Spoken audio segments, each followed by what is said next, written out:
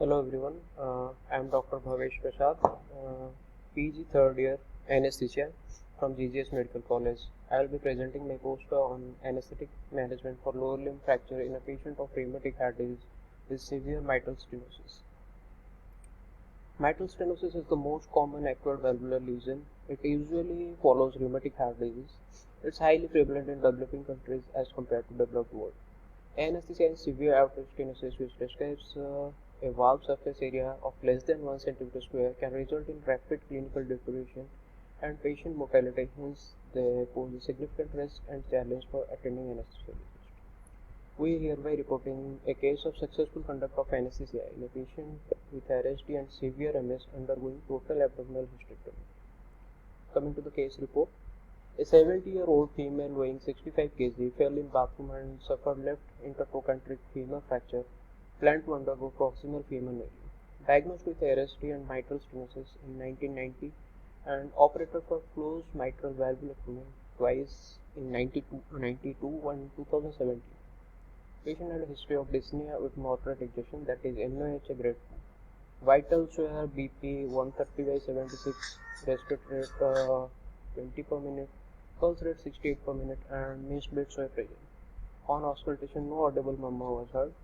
Her echo showed RSD with severe MS, mitral valve area 1 cm square, severe mitral regurgitation, enlarged left atrium, ejection fraction of 50%, mild tricuspid regurgitation, normal pulmonary artery, and biventricular function. She was on treatment with tablet toracimide 20 mg OD and tablet metoprolol 25 mg OD from last 3 years. Informed written consent was taken.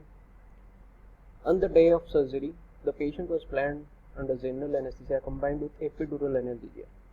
In the operating room, ASA standard monitoring was applied, emergency drugs and defibrillator were kept ready. Pre-operative vitals were BP 128/70, heart rate 64 per minute, and saturation 98% with respiratory rate of 26 per minute. Right radial atrial and right internal jugular vein were cannulated preoperatively under local anesthesia. Baseline CVP was 6 mm of mercury. The epidural catheter was inserted at L3 L4 space and fixed at 11 cm. 3 ml of 2% plain lignocaine was used for test dose. After 3 minutes of pre-oxygenation, the patient was induced using fentanyl 100 mg, etomidate 18 mg, and vecuronium 6 mg. The airway was secured using LMA Supreme. Anesthesia was maintained with oxygen and sevoflurane at MAC 1%. Total 1 liter of normal saline and 1 unit of PRVC was transfused, maintaining CVP in range of 6 to 8 mm of mercury. The estimated blood loss was 700 ml. The epidural top-up given using 6 ml of 0.125% of ropivacaine. The vitals were maintained within 20% of baseline throughout the procedure, lasting 120 minutes. Post-operative analgesia was maintained with epidural infusion of 0.125% ropivacaine at the rate of 5 ml per hour and supplemented with epidural top-up of 3 ml of 0.125% ropivacaine if patient complained of pain. While monitoring by intravenous paracetamol 1 gram was given 8 hours. Early oral intake was started to decrease IV fluid intake. Patient remained stable in post-operative period and discharged with satisfactory condition. This was the stage text of the patient showing left border straightening and following with ECG changes in mitral stenosis with right bundle branch block with extreme right axis deviation. Coming to the discussion, anesthetic management in MS includes thorough understanding and appreciation of physiological changes that occur secondary to MS. Coming to the pathophysiology of MS, with decreasing mitral valve area, left atrial pressure increases. Hence, left atrial enlargement in an attempt to lower the left atrial pressure. This is followed by increased left atrial pressure, which is transmitted to pulmonary venous system, which leads to remodeling, which leads to more increase in left atrial pressure and possible left atrial embolism, which further leads to atrial fibrillation and it might lead to left atrial clot. Now, the increased left atrial pressure causes pulmonary congestion, which causes exceptional dyspnea and pulmonary edema.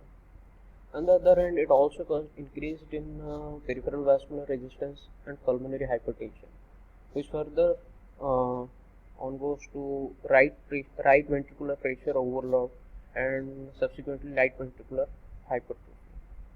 Now, right ventricle dilatation and right ventricular hypertrophy can be trigger into right ventricular failure, with significant obstruction to the flow from peripheral vascular resistance and mitral stenosis. Cardiac output falls, which further leads to fatigue, dyspnea, and decrease in functional capacity. The risk of perioperative adverse events such as heart failure, atrial fibrillation increases significantly in such patients. As such, there is no ideal technique and careful multidisciplinary approach is mandatory for management of such patients. It usually focuses on adequate control of heart rate, ventricular preload, and managing right ventricular and left ventricular contractile function, and any coexisting pulmonary hypertension. Judicious fluid therapy to maintain preload. Hypovolemia may lead to marked drop in cardiac output, and hypervolemia can lead to pulmonary edema.